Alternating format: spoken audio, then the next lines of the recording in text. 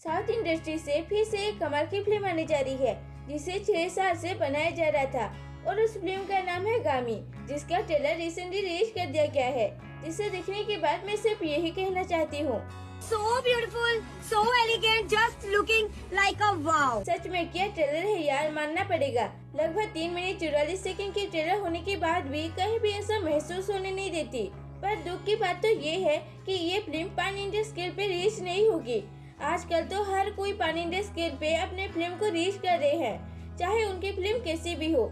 पर इस फिल्म को पता नहीं क्यों पैन इंडिया स्केल पे रिलीज नहीं कर रहे हैं। खैर, इस फिल्म में विशेषण and Chandni Chaudhary lead role में नजर आ रहे हैं। विशेषण की पिछली फिल्म दास का धमकी मुझे उतनी कुछ खास नहीं लगी, मगर इस फिल्म की ट्रेलर काफी प्रॉमिसिंग है, जिसे देखने के बाद फिल्म के लिए एक्साइटमेंट और बढ़ जाती है। ट्रेलर में 3 टाइमलाइंस के अंदर चीजें चलती हुई नजर आती है। पहले दिखाया जाता है विशेषण के कैरेक्टर को, जो कह रहा होता है, मुझे नहीं पता मैं कौन हूँ, कहाँ से आया हूँ, मुझे कुछ भी याद नहीं है। उसे एक्चुअली कोई बीमारी हो गई है, जिसके चलते वो एक आश्रम गया होता है अपने बीमारी के इलाज के लिए। पर उस आश्रम के जो अघोरी बाबा हैं, वो कह रहे होते हैं, हमारे लिए अच्छा होगा ये यहाँ से चला जाए। तो और एक बाबा कहते हैं, ये ऐसी हालत में कैसे जाएगा। पर शायद वो बाबा नहीं मानते, जिसके बाद विशेषण के कैरेक्टर को वहाँ से जाना पड़ता है। पर रास्ते में उसे एक बाबा मिलते हैं जो बताते हैं, हिमालय पर्वत में एक जगह है जिसे द्रोणगिरी पर्वत कहते हैं। उस जगह में हर 36 साल में एक अद्भुत पौधा उगती है, जिसे छूने से हर बीमारी दूर हो सकती है। इसलिए वो उसे वहाँ जाने के लिए कहते हैं। तो वो निकलता है उस सफर में। फिर और एक टाइमलाइन दिखाया जाता है जिसमें कुछ साइंटिस्ट किसी के ऊपर एक्सपेरिमेंट कर रहे होते हैं और वो शख्स शायद विशेषण का कैरेक्टर है, जिसके ऊपर एक्सपेरिमेंट किया जाता है, जिसकी वजह से उसे ये बीमारी हो जाती है।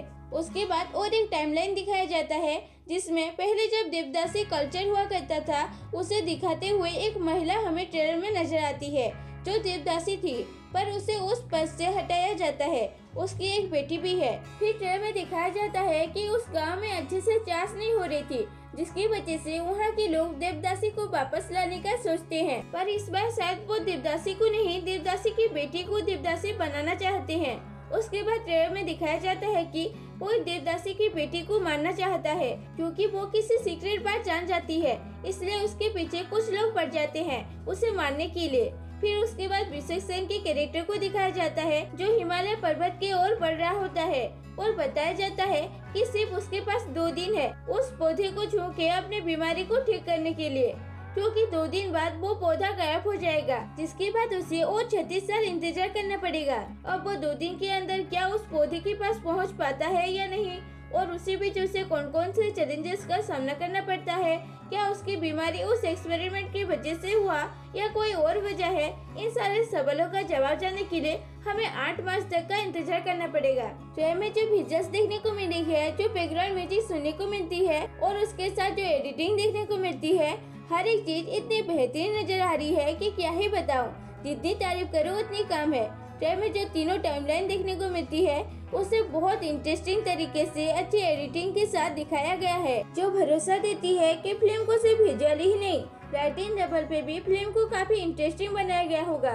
इसके अलावा विशेषण अपने रोल में काफी अच्छे दिख रहे हैं और ट्रेलर के लास्ट में जो लायन वाला सीन देखने को मिलती है, वो मुझे काफी अच्छी लगी और वो सीन विजुअली भी काफी अच्छी दिख रही है। वैसे आपको ट्रेलर कैसी लगी, कमेंट में जरूर बताना। आज के लिए इतना ही दोस्तों, मिलते हैं अगले वीडियो में, तब तक के लिए बाय बाय, टाटा, खत्म।